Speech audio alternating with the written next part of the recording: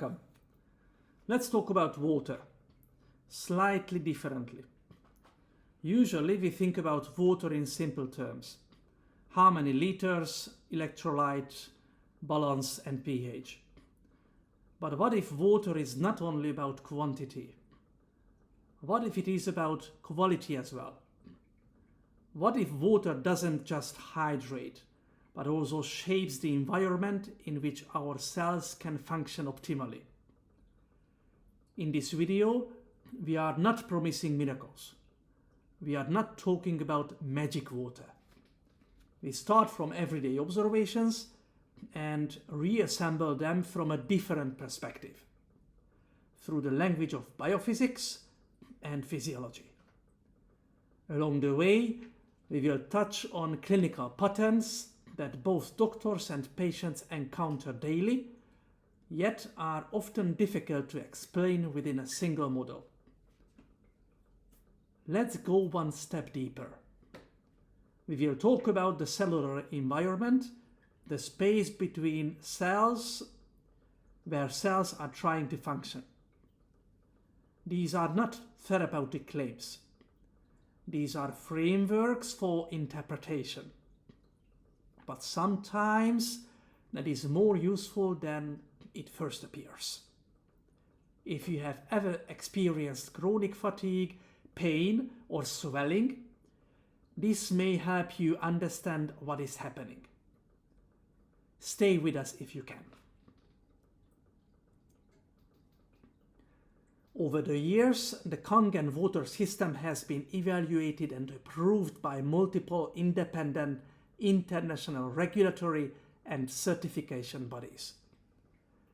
It has been registered not only as a technological device, but in some context also as a medical or environmental solution.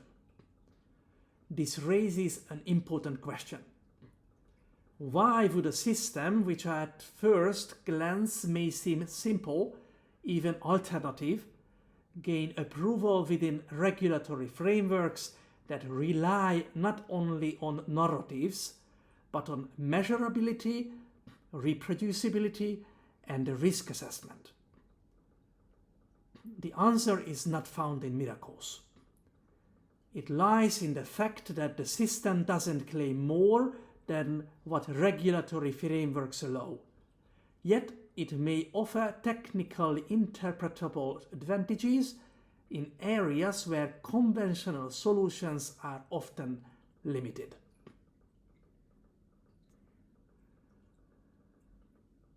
The first part of the system seems simple: removal of contaminants and multi-stage filtration. But this is only the entrance.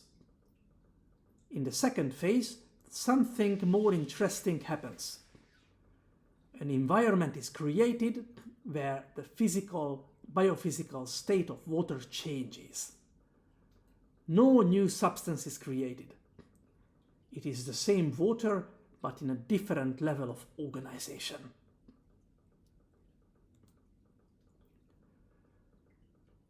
Electrolysis at first glance is a straightforward physical-chemical process. Electrical energy separates and redistributes the components of water. But let's go slightly deeper. Electrolysis doesn't create new substances. It reorganizes what is already present. Charges, ions, and dissolved gases are redistributed into different electrical environments, which changes the water's redox potential, pH, and dissolved gas profile. It is important to emphasize this is not a biological intervention. It modifies the physical-chemical state of water before it is consumed. So the real question is not, does electrolysis heal? But the question is, what kind of environment does this create for the human body, whose function is fundamentally based on electrical, ionic, and water-dependent processes? What else can we do differently? both in water quality and how we relate to water. Throughout history, people have noticed that some waters seem to behave differently. Hansa, Lourdes, Tlacote and Zamzam. These places are often considered special because their water is believed to have unique properties. The question is, what do they have in common? Everyday experience often comes before scientific explanation. These are not magic waters, but they are often characterized by high purity, a slightly alkaline profile, and a more ordered biophysical state. The word Kangen doesn't mean healing. It means returning back to the origin.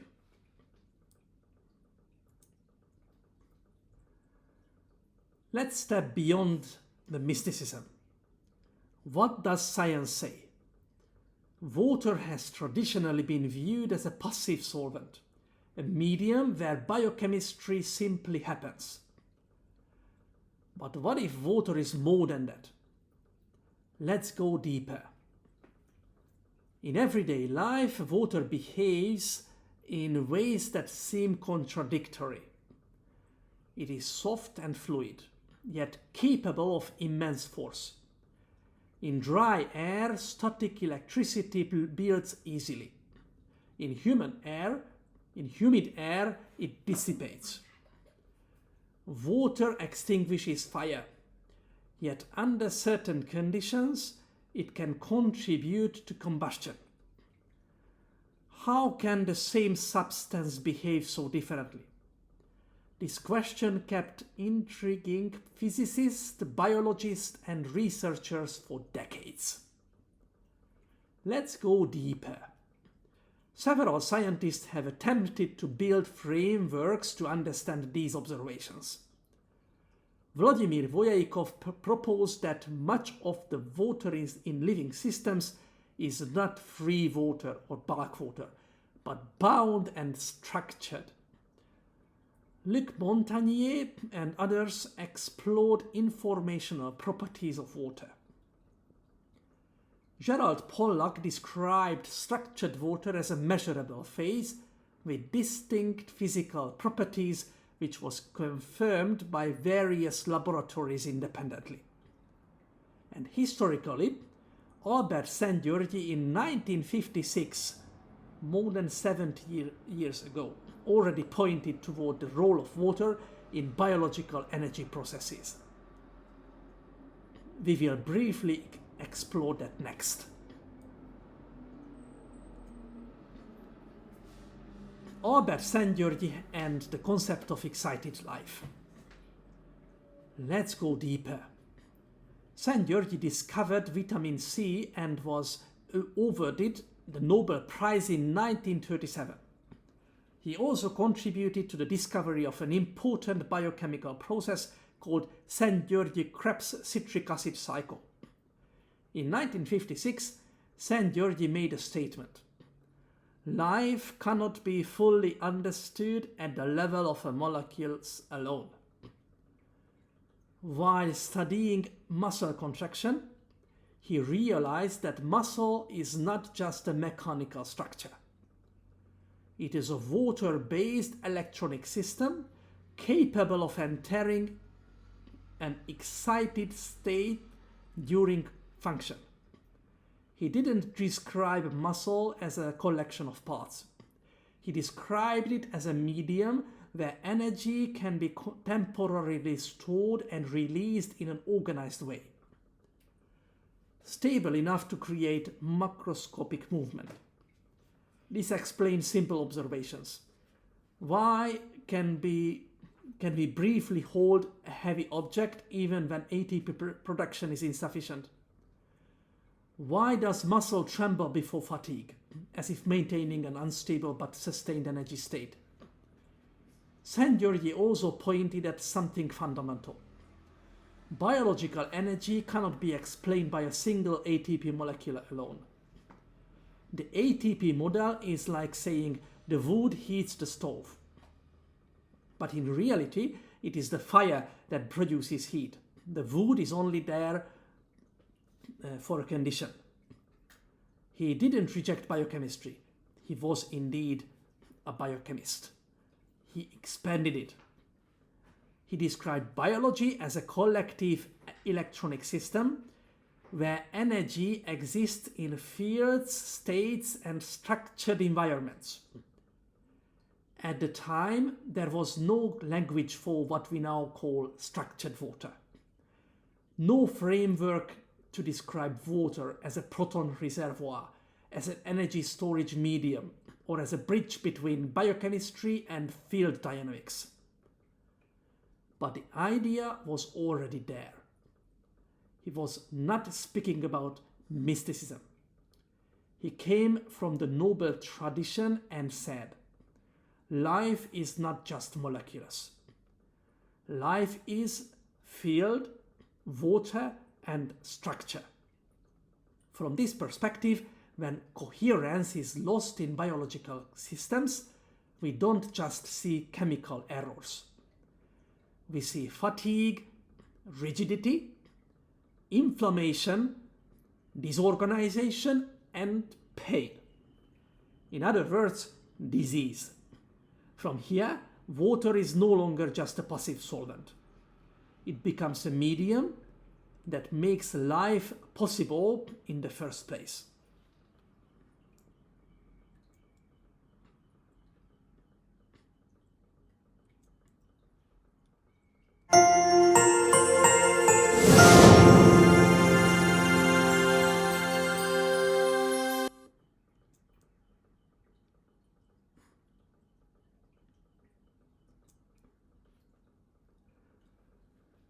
Let's translate these concepts into something more tangible.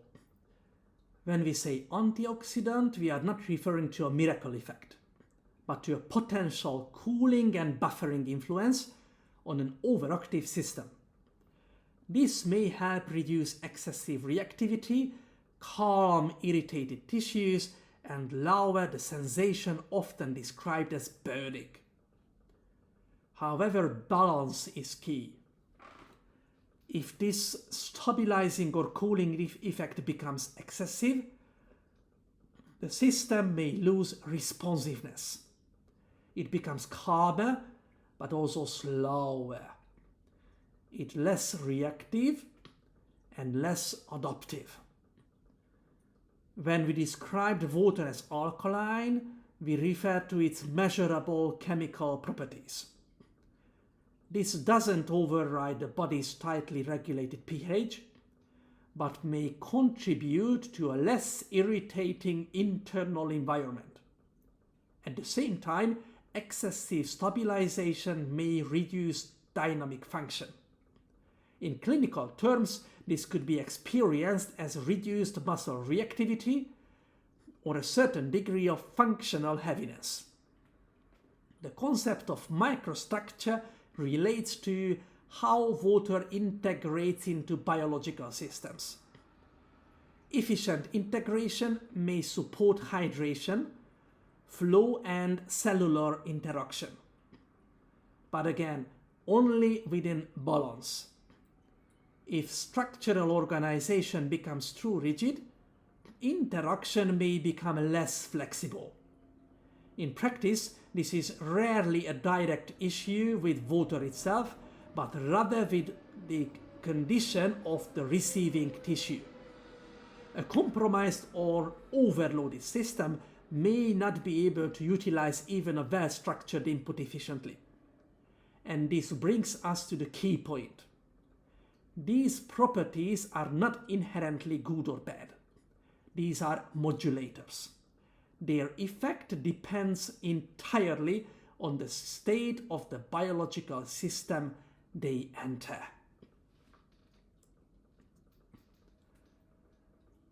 All therapeutic interventions, let it be synthetic or biological, follow the same logic. Some calm and stabilize the system, others stimulate and activate it. Both can be useful, but only within balance. Too much stabilization reduces responsiveness. Too much stimulation leads to overload.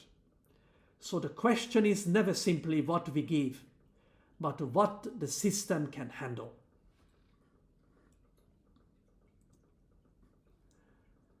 Oxidation reduction potential, or ORP, is a measurable property that reflects the electron balance of a fluid.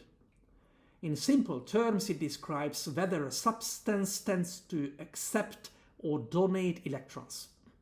In many marketing materials, this is often presented as a direct indicator of health value. In reality, this is only one parameter within a much more complex system. A more negative ORP may be associated with a greater electron donating capacity, which is often linked to antioxidant effects.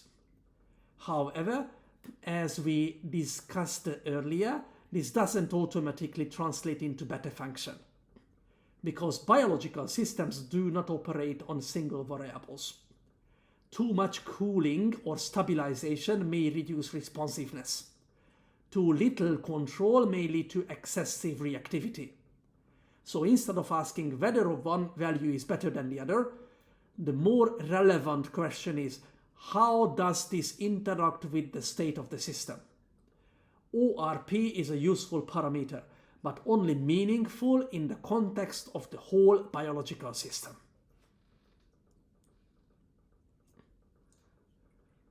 Packaging also matters.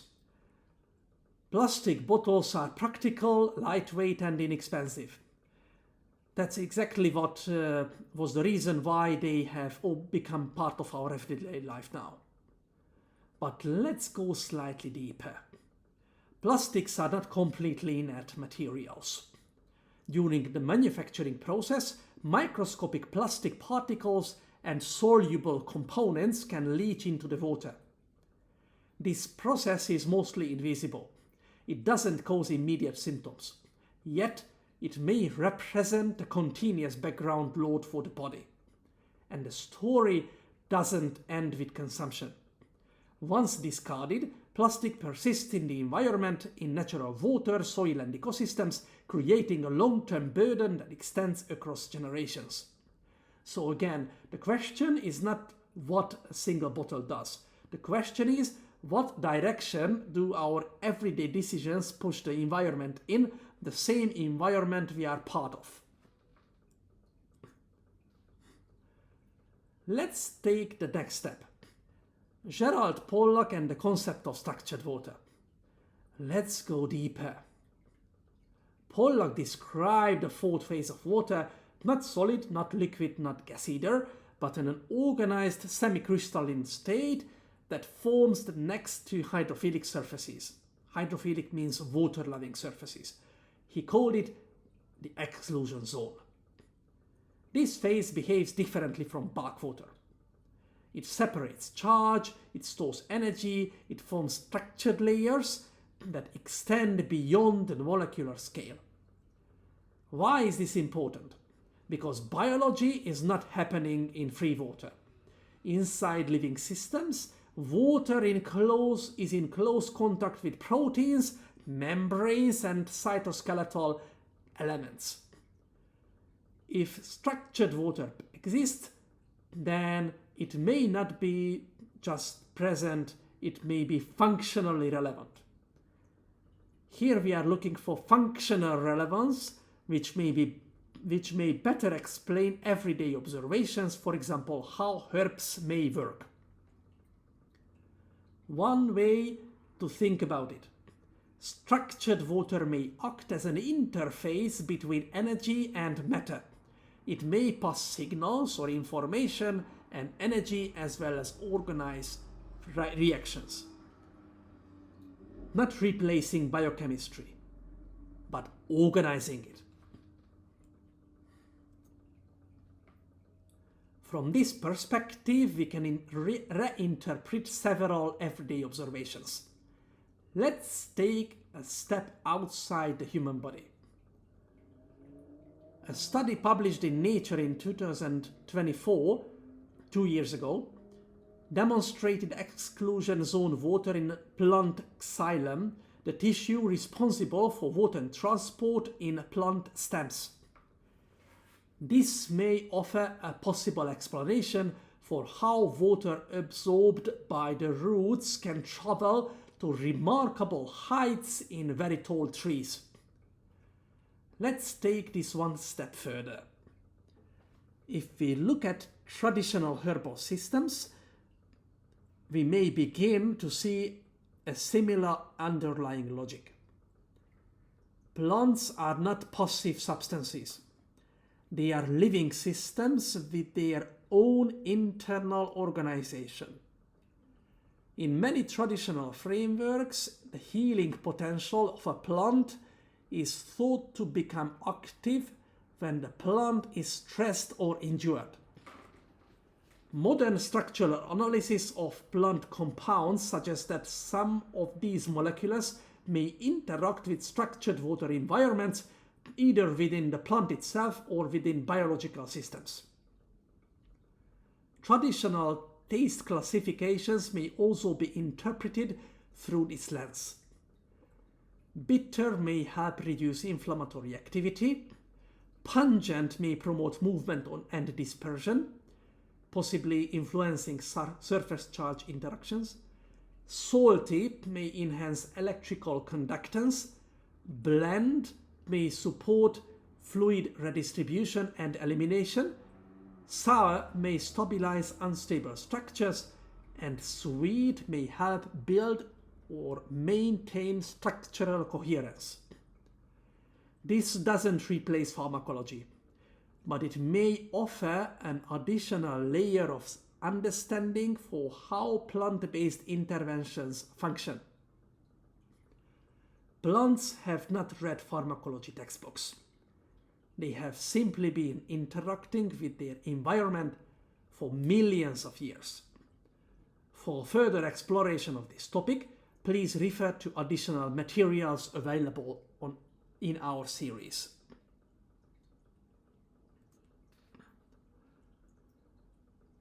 Pollack's language of water, when the world begins to look differently.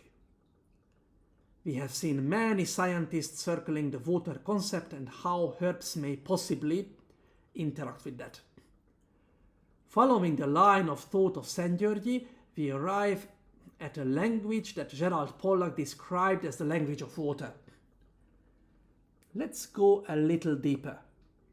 When we start looking at the world and the human body within it, through Pollack's lens, many phenomena suddenly begin to make sense. Not because we invented something new, but because we are seeing from a different angle. Interestingly, this perspective resonates with several elements of traditional Chinese medicine as well, a system developed over thousands of years. Here we don't use it as a doctrine, but as a modern organization tool, because it is probably similarly true for other traditional healing herbal systems. It doesn't replace anything. It helps us navigate.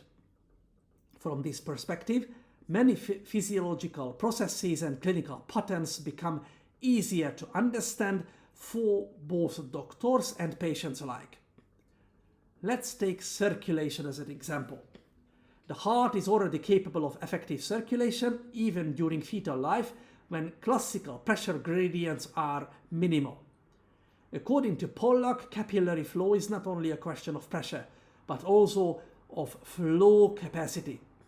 Structured water and proton gradients may actively contribute to fluid movement, a concept he described as proton-driven flow. When we become fatigued, the blood becomes more viscous. This doesn't necessarily require laboratory measurement, but can be measured via the erythrocyte sedimentation rate.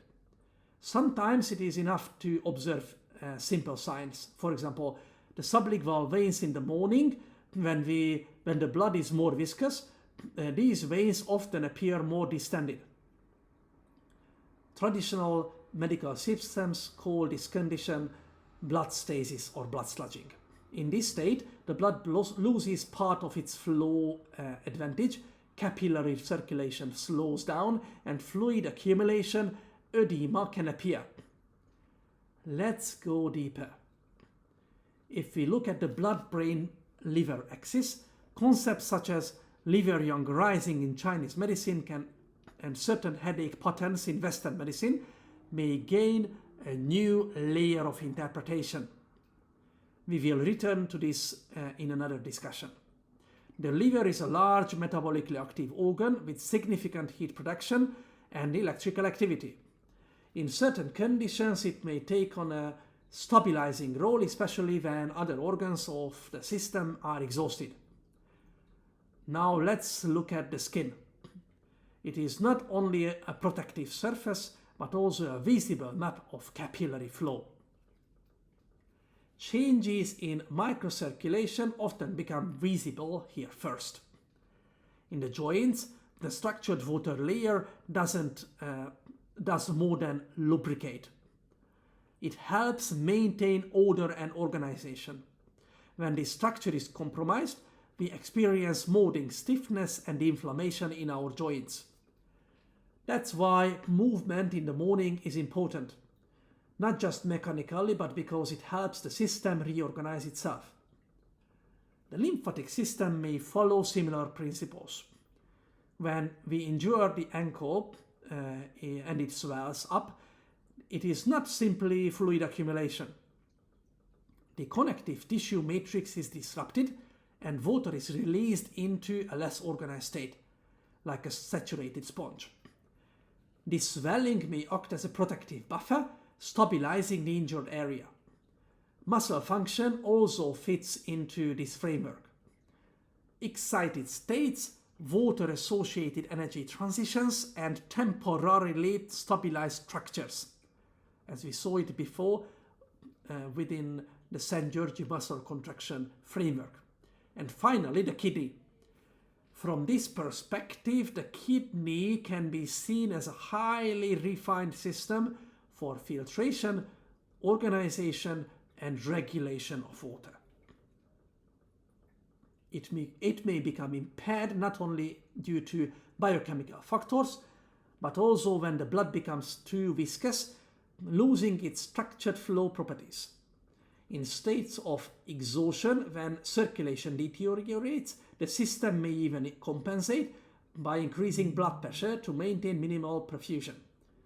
From this perspective, many so-called mysterious symptoms are no longer so mysterious or enemies. They are adaptive responses. And perhaps this is one of the most important messages of Pollack's language of water. The body is not breaking down. The body is adopting.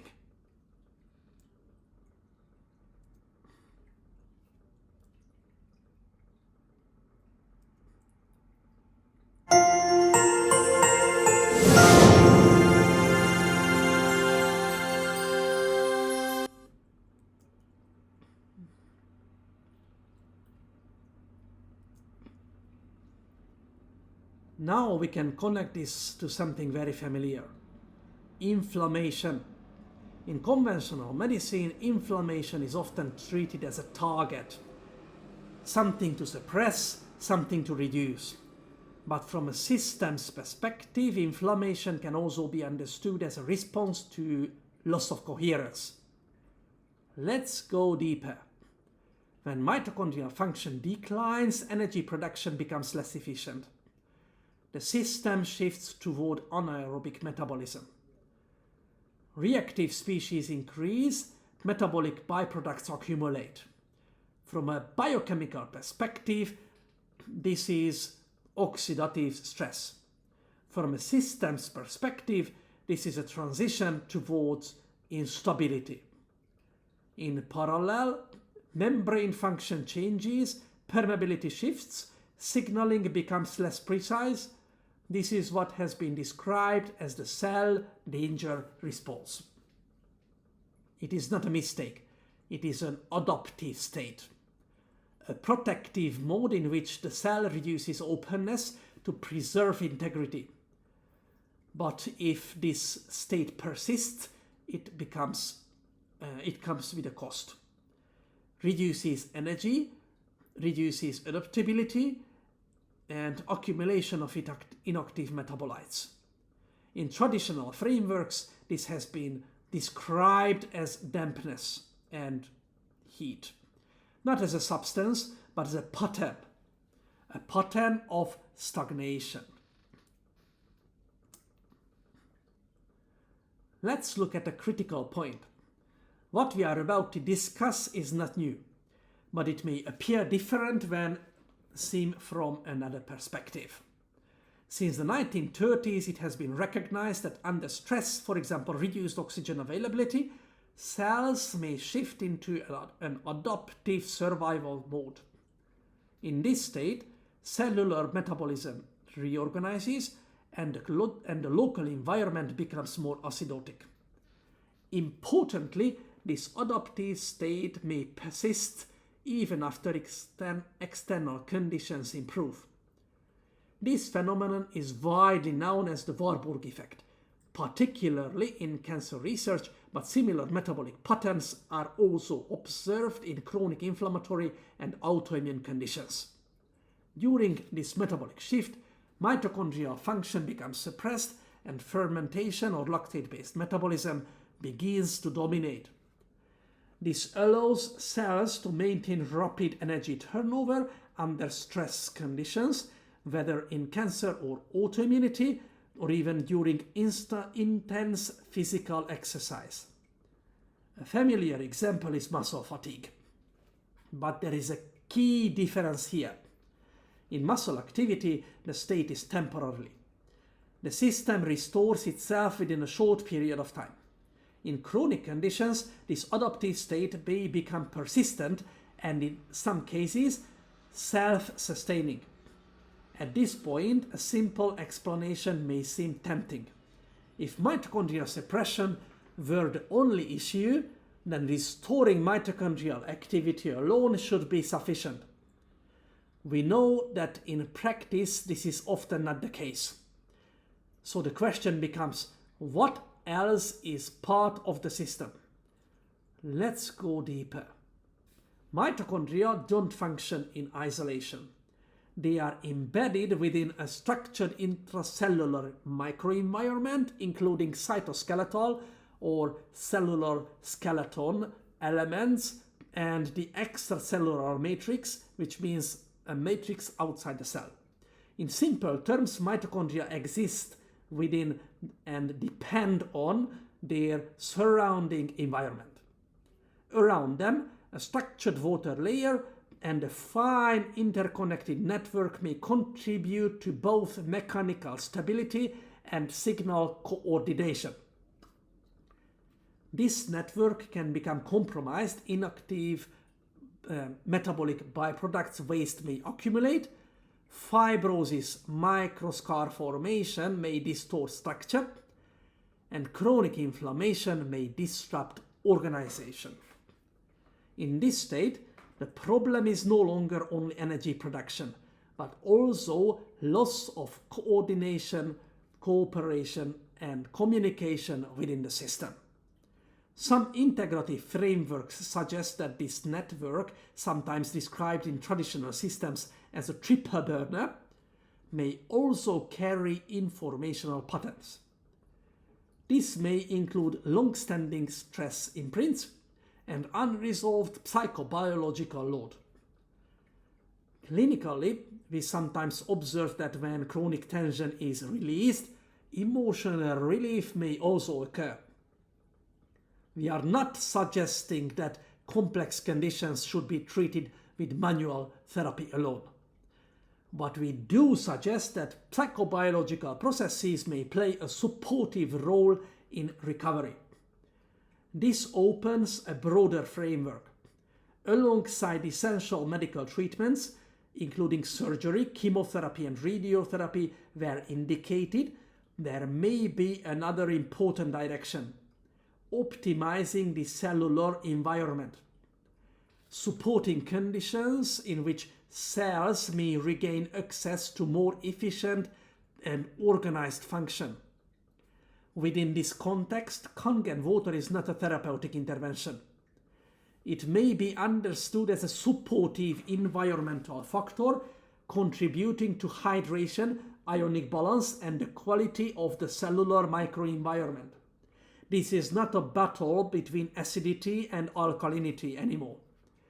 It is a question of how mitochondria and their microenvironment and structured water can be gradually realigned towards more efficient function.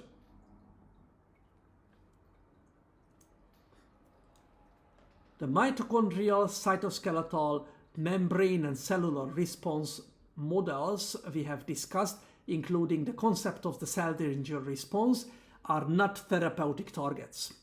They are interpretive frameworks only. They help us understand in a broader way what may be happening in the body during prolonged stress, exhaustion, or chronic inflammation. Let's go a little deeper. Within this perspective, Kangen water is not an intervention. It represents a foundational condition. It may help create an environment in which the body can more easily move back towards normal function. On top of this function, additional layers of support can be built. This may include restoring mitochondrial function, supporting the cytoskeleton, the cellular skeleton, and the extracellular matrix helping effective communication, coordination, and cooperation, and gradually reorganizing the structured water environment. These biochemical and structural processes are described in traditional Chinese medicine and other traditional medical systems all around the world under a broader concept, which is yin, the same as tissue and its hydration shell. Not in a mystical sense, but in a very practical one. Tissue reorganization, regeneration, organization of fluid compartments, and restoration of reserves. This approach is often supported with plant-based interventions such as spirulina and goji berry, for example. It is also important to note that similar functional effects can be found in Indian, Arabic, and European plants, many of which are currently being studied in modern scientific research. We will explore in more detail how these compounds may interact with structured water and cellular systems in another discussion. In some cases, this integrative support may also include technologies such as therapeutic laser and other light-based therapies or light-based interventions known scientifically as photobiomodulation. When combined, these approaches may help create a cellular environment that is more supportive of regeneration and functional recovery. Patients rarely describe this in technical language. Instead, they say things like, "I have more energy. I don't get tired as easily. I sleep better. My skin looks healthier. And I'm losing less hair." In other words, regeneration becomes easier. Not because a single intervention solved everything, but because the environment in which the body operates become more favorable. It means a better tissue responsiveness for medical and other interventions. The effects of chronic inflammation, what we often describe as in scientific terms as oxidative stress, are not limited to cancer or metabolic diseases. Similar patterns can be observed across a wide range of chronic degenerative conditions. Chronic pain is one of them. Let's go deeper. The underlying principles don't change. Mitochondrial function gradually declines, the structured water network weakens or destabilizes, fluid accumulation and edema may appear, inactive metabolic byproducts begin to accumulate, inflammation develops, and blood flow properties may change. These are not isolated events. They are interconnected, self-reinforcing processes. In response to declining mitochondrial efficiency, the body activates compensatory mechanisms. Many of these have long been described in traditional medical systems. We will explore these in more detail elsewhere. For now, it is enough to recognize that these patterns are also present in the physiology of chronic pain. We are describing them so that when you encounter these patterns as a clinician, as a patient, or in your own life, you may begin to recognize them. Let's go deeper. Several factors may contribute to instability of the system, or in this model, the structured water network, reduced mitochondrial energy production. Patients may describe this as, I feel cold, my thinking is slower, I gain weight easily, I start bloating. Clinically, we may associate this with reduced thyroid or adrenal function, or in simple terms, hormonal imbalance.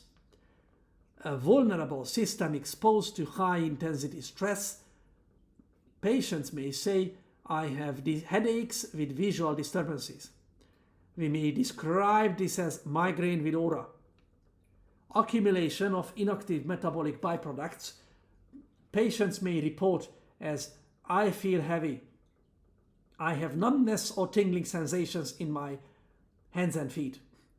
I feel congested or nauseated. Clinically, this may correspond to conditions such as metabolic neuropathy, for example. Fibrosis, adhesions, structural restriction, these require little explanation. They are commonly encountered in clinical practice. When the system becomes unstable, it may collapse more easily. In this state, local charge imbalances and energy release may occur at the micro level. These micro events can irritate nerve endings.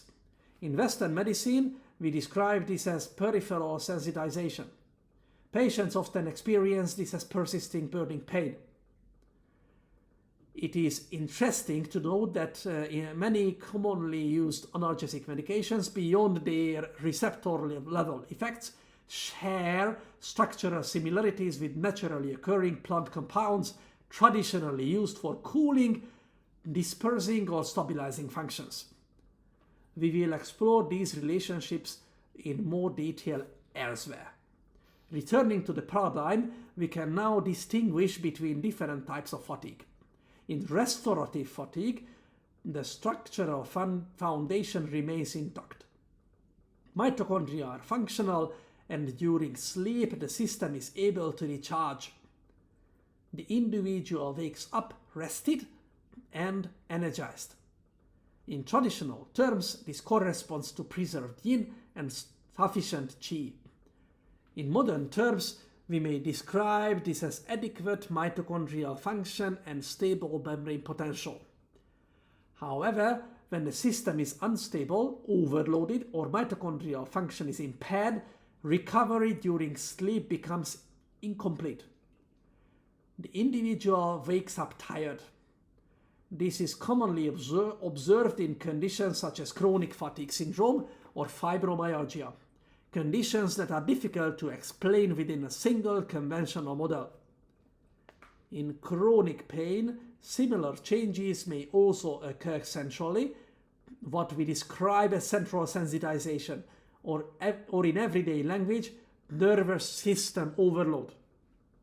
In other cases, local instability develops within peripheral tissues. The system repeatedly breaks down, fluid accumulates, and burning pain emerges. This may follow specific anatomical or functional pathways, sometimes corresponding to classical meridian distributions. Clinically, we may observe similar patterns in conditions such as CRPS type 1, where no clear nerve injury is present, yet the pain is severe and persistent. It is important to emphasize these interpretations do not exclude well-established diagnoses, such as anemia or other medical conditions, but these may help expand the framework through which we understand pain and fatigue. And sometimes this broader understanding alone can reduce a sense of helplessness.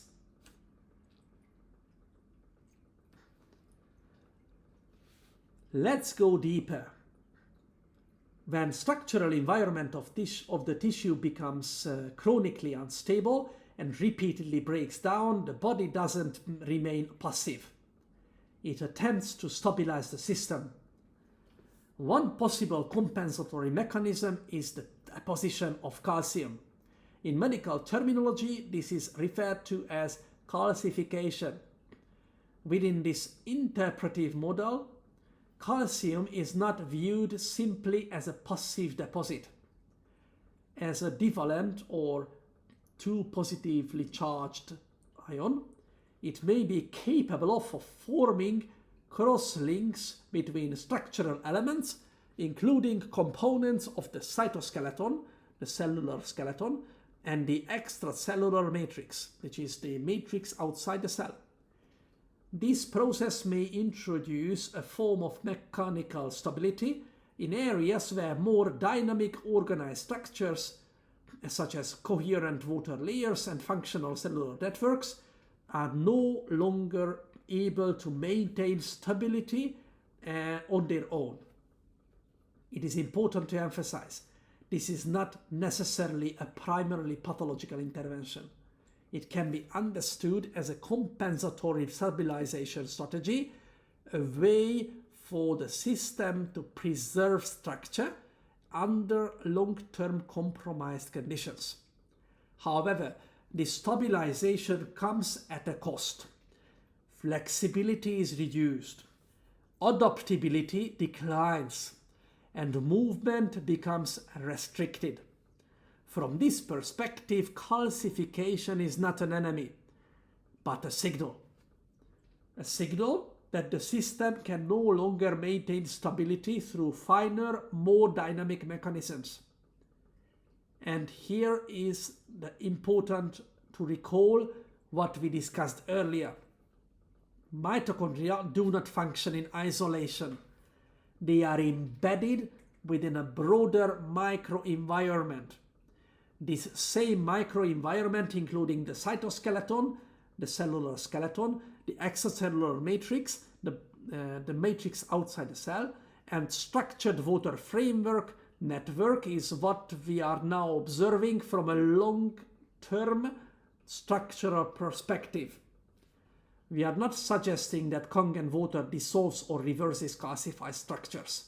Rather, we are using this framework to better understand common clinical observations such as tissue stiffening and calcification. And this brings us back to a central question. How can we support the body in maintaining an environment where such rigid compensatory mechanisms are no longer required?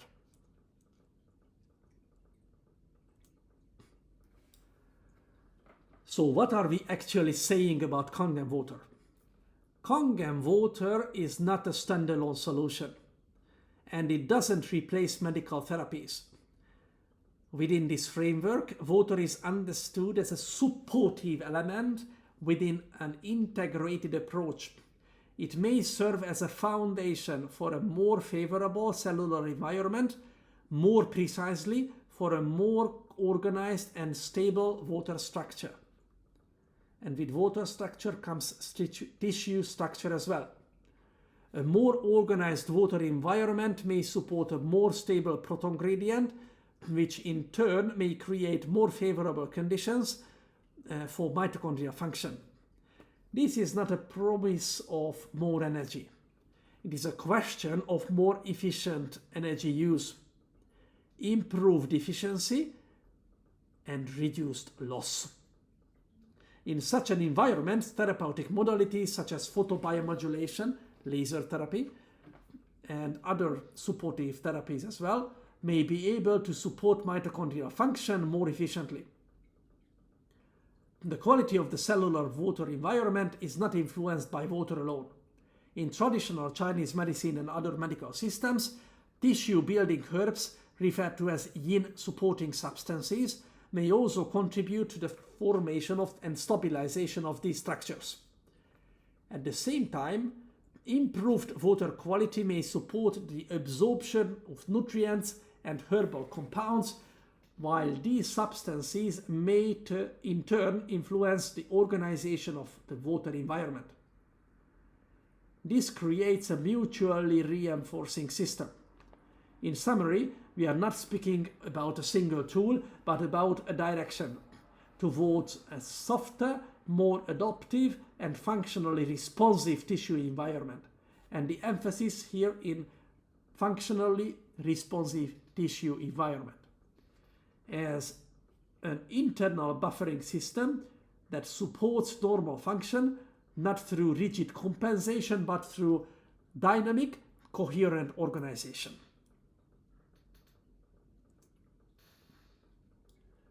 What we are not claiming and why. We aim to remain as accurate and responsible as possible. That means we also need to define the limits of this framework. We do not claim that Kangen water is a miracle solution or a magic water. We also do not claim that it can on its own treat, prevent or reverse autoimmunity or cancer either.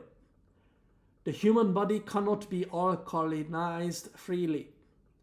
pH is tightly regulated, particularly in complex conditions involving advanced metabolic or mitochondrial dysfunction.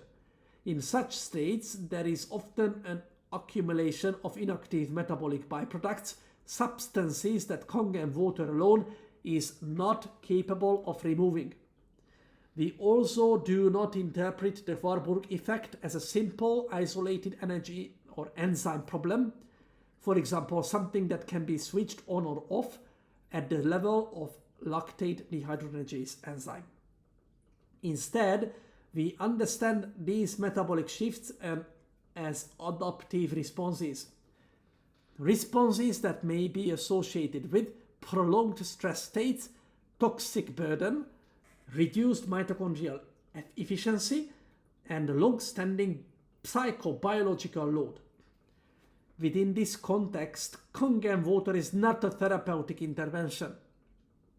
It is best understood as a supportive environmental tool, an element with a clearly defined but meaningful role within an integrated support system.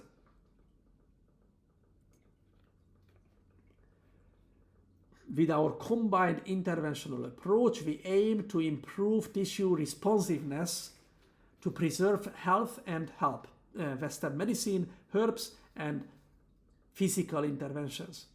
This requires a combined approach: water quality, nutrition, herbal support, and physical modalities such as laser or other photon or light-based interventions. Key principle is this: no single tool should be presented as a solution. The system must be understood as a whole.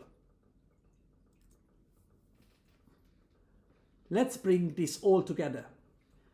We think of this in the body as operating along a spectrum between mobility and stability. Or on one side, there is excessive fluidity. Systems become unstable, fluctuating, and difficult to regulate. On the other side, there is excessive rigidity. Structures become fixed, less responsive, and function begins to slow down. Health lies in between, a dynamic adaptive state where the system can respond and return to balance. From this perspective, interventions including water, minerals, or herbal inputs don't push in one direction only. They help shift the system toward optimal rhythm. The key question is always, where is the system now and what direction does it need? Health is not fixed. It is the ability to move within this spectrum. The effect of Kangen water have also been explored in clinical settings. In one of the most direct ways to observe its interaction within the body is through the gastrointestinal or gut tract, as this is where ingested water comes into immediate and direct contact with biological tissue. A common question is how much of this effect is altered or neutralized by the acidic environment of the stomach. This is a valid question.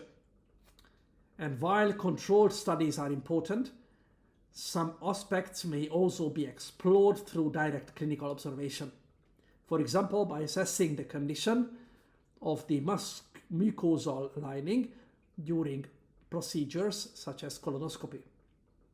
This does not replace formal research, but may provide accessible, real-world clinical insight.